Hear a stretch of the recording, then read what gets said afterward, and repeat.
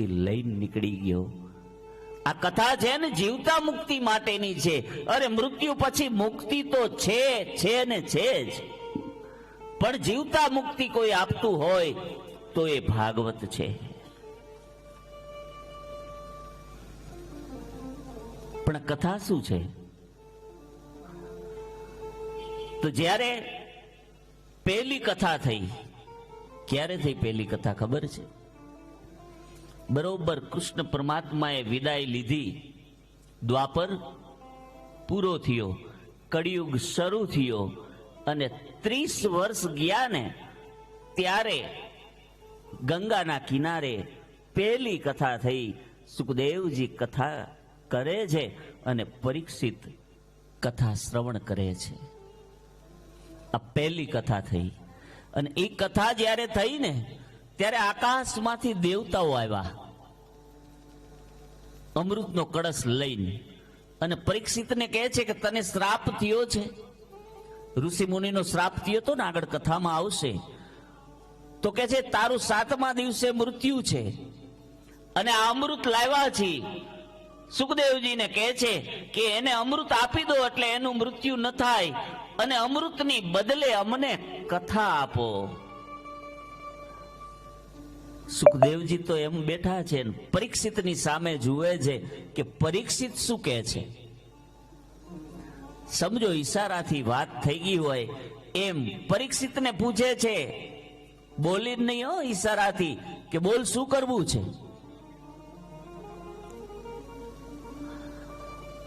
શું કરવું છે પરીક્ષિત? પરીક્ષિત કહે છે, અરે બાપજી, તમે નબળા હોત તો કદાચ મને હજી વિચાર આવત અને હું આ દેવતાઓની વાતમાં આવી જાત. બીજું કે જેનું જન્મ છે એનું મૃત્યુ છે, અને અમર એટલે કોઈ અમર નથી અહીંયા હો. હા, બ્રહ્માના 100 વર્ષ છે. 100 વર્ષ બ્રહ્માના પૂરા થાય ને એટલે બ્રહ્માને જતું રહેવાનું છે. આ પૃથ્વીમાં કોઈ અમર નથી. પણ બધાએ આ બાજુ ધ્યાન દો તો કહું, એ બેઠા છે ને એમને બેસવા દો, કોઈ ચિંતા ના કરો. મસ્ત રામ છે, મસ્તીમાં રમવા દો એને.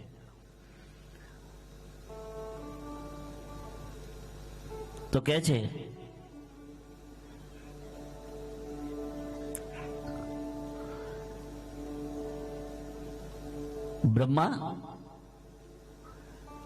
બ્રહ્માજીનું 100 વર્ષનું આયુષ્ય છે, અને બ્રહ્માજીનું 100 વર્ષનું આયુષ્ય પછી બ્રહ્માઈ જતા રહે, અને ત્યારે પાછા પરમાત્મા એકલા હોય. તો બ્રહ્માજીનો 100 વર્ષ એટલે કેટલા? બ્રહ્માજીનો 1 દિવસ છે ને, પેલા 1 દિવસ કહું, પછી તમે રાત્રે હિસાબ લગાવી લેજો.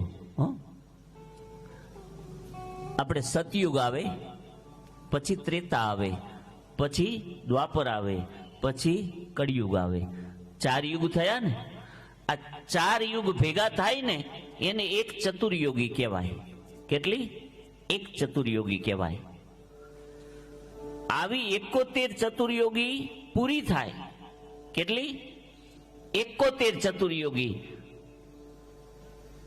પૂરી થાય, અને ત્યારે એક મન્વંતર થાય.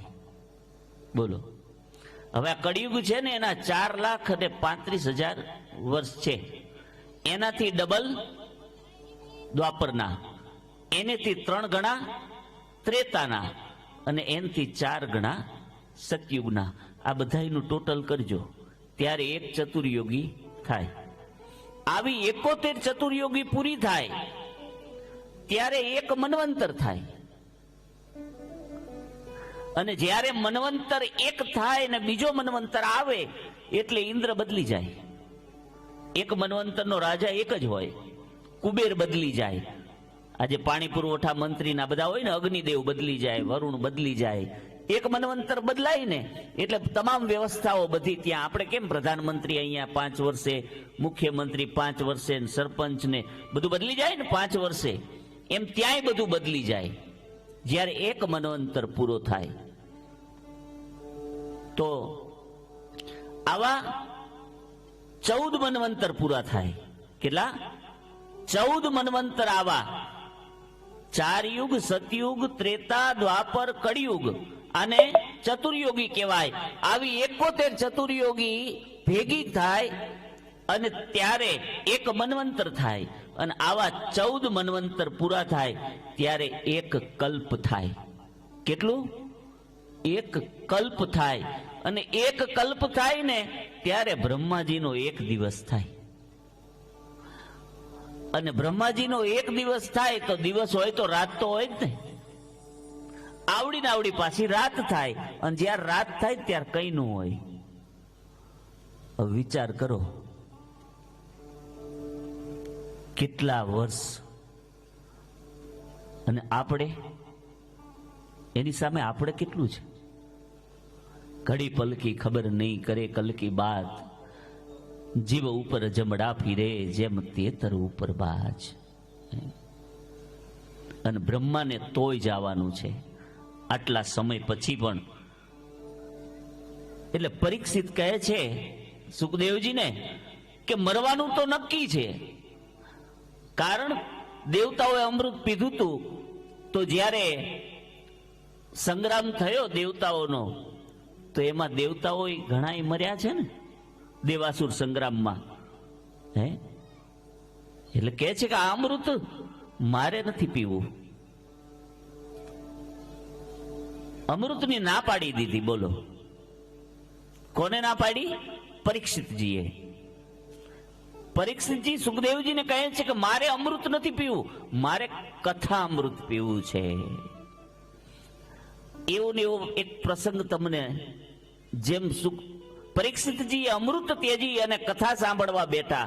તમે સાંભળજો, આ મહાત્મય એટલે કહું છું તમને.